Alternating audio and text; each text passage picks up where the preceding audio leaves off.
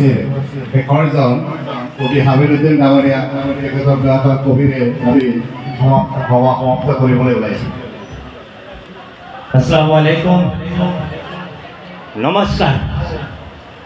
আজিৰ সভাৰ সভাপতি মহোদয়, উপস্থিত বিধায়ক মহোদয় আৰু কৃষক সভাপতি মহোদয় আৰু ফখৰুদ্দিন আলী একাডেমীৰ সঞ্চালক ডক্টৰ ইফতিকাৰ আলী সাহেব আৰু জছিম মোল্লা সাহেবে মোক আমন্ত্ৰণ কৰিছে। তেখেতৰ বিষয়ে দুটা কথা নকলে নহ'ব। মই তেখেতৰ সংগঠনৰ তেখেত বৰপেটা ডিষ্ট্ৰিক্টৰ সভাপতি হয় আৰু মই মুখ্য উপদেষ্টা হয়। তেখেত এজন নিৰক্ষৰ মানুহ হয়। অসমৰ বা বৰপেটা ডিষ্ট্ৰিক্টৰ যিমান দুখীয়া মানুহক সহায় সহযোগ কৰি আছে, তাৰ বাবে মই 2 বছৰ ধৰি তেখেতৰ লগত লাগি আছোঁ। যিবিলাক মানুহৰ ভৰি নাই, হাত নাই, গাড়ী দি নিজৰ খোজ কৰি চলিব নোৱাৰে, তেখেতক যিবিলাক মানুহে সহায় কৰি আছে, সেইবাবে মই জছিম মোল্লাৰ লগত সদায় আছোঁ আৰু যিমান দিন চেষ্টা কৰিম থাকিবলৈ চেষ্টা কৰিম। আহিছোঁ কৃষক লৈ। আমি মাইনৰিটি মিয়া মানুহ। যেহেতু আমি মাইনৰিটি মিয়া মানুহ, যেহেতু আজি এটা সংগঠন মই পাইছোঁ, সেই সংগঠন অসম চৰকাৰৰ লগত ভাতৃত্বভাৱে তেখেতসকলে জড়িত। গণ পৰিষদ দলৰ সকলো ৰাইজ তেখেতসকলৰ লগত জড়িত, বিজেপিৰ লগত জড়িত।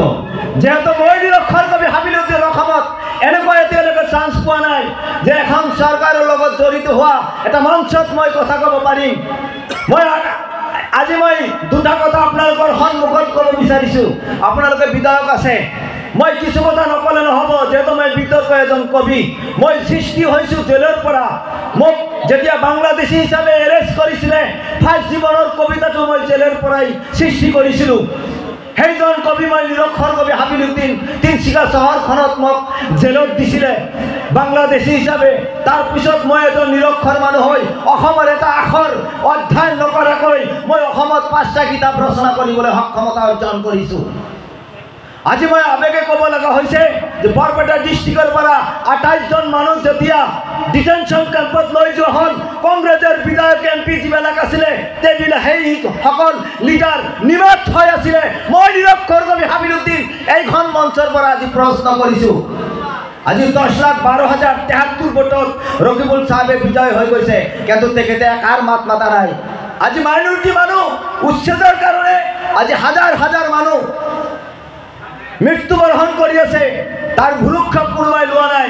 মই সৰু এটা গীত গাব বিচাৰিছোঁ। আমাক কিছুমান মানুহে মাইনৰিটি মিয়া মানুহ বুলি আজি উজনি অসমত যাবলৈ নিদিয়ে। সেইবাবে মই এই গীতটো ৰচনা কৰিছোঁ। গীতটো মই ছ'চিয়েল মিডিয়াত এৰি দিছিলোঁ। 15 লাখ মানুহে মোক ছাপোৰ্ট কৰিছে। কিছুমান মানুহে মোক কৈছে যে নিৰক্ষৰ কবি হাবিলুদ্দিনক বন্দুকেৰে গুলি কৰিব পাৰিব লাগে। কোনোবাই কৈছে এৰেষ্ট কৰিব লাগে, কোনোবাই কৈছে না নিৰক্ষৰ কবি হাবিলুদ্দিনে সঁচা কথা কৈছে। আজি মই আপোনালোকৰ সন্মুখত কৈ আছোঁ, যিহেতু মই এজন বিধায়ক, প্ৰাক্তন বিধায়ক মই পাইছোঁ আৰু দলৰ সংগঠনৰ বহুত মানুহ পাইছোঁ, সেইকাৰণে এই কথাষাৰ মই কৈ আছোঁ।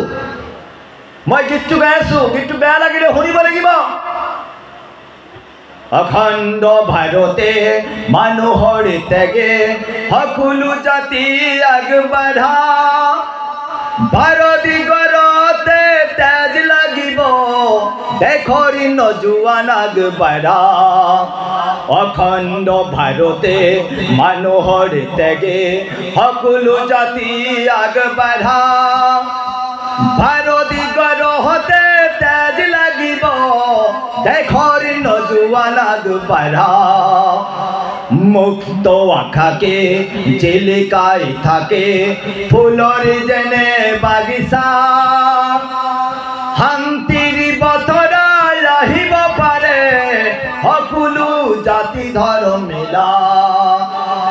অসম দেশতে ভাষাৰ বিভাজন কোনোবাই আনিহে দিলে, মানুহ যে আমি শ্ৰেষ্ঠ মানুহ সকলোৱে ভাবিব লাগে।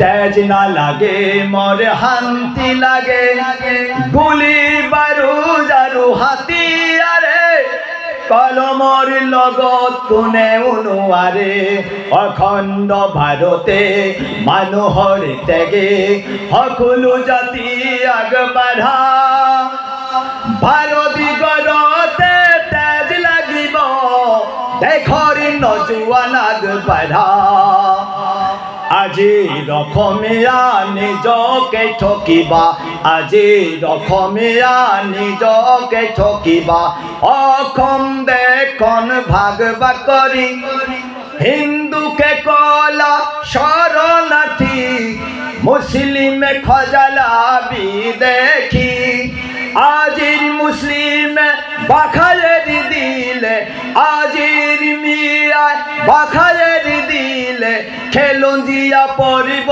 মরুভূমি বড় মানুহে বড়লেন বিচারে ক্ষমতা পুরপিতক রাজ্য লাগে মুসলিম মানুহে অসমীয়া ভাষা এতিয়াও জীয়াই রাখে মুসলিম মানুহে অসমীয়া ভাষা এতিয়াও জীয়াই রাখে অখণ্ড ভাৰতে মানুহৰ ত্যাগে সকলো জাতি আগবাঢ়া ভাৰতী গঢ়তে তেজ লাগিব দেশৰ নজোৱান আগবাঢ়া আজি এইখন ভাৰতত জন্ম হয় আজি আমি মাইনৰিটি মানুহ হোৱাৰ বাবে উজনি অসমত যাব নোৱাৰোঁ অসমৰ মুখ্যমন্ত্ৰী কিছু সময়তে বক্তব্য ৰাখে মই নিৰক্ষৰ কবি হাবিলুদ্দিন এইখন মঞ্চৰ পৰা তেখেতক ধিক্কাৰ জনাইছোঁ কাৰণ মই এইখন দেশত জন্ম লৈছোঁ এইখন দেশৰ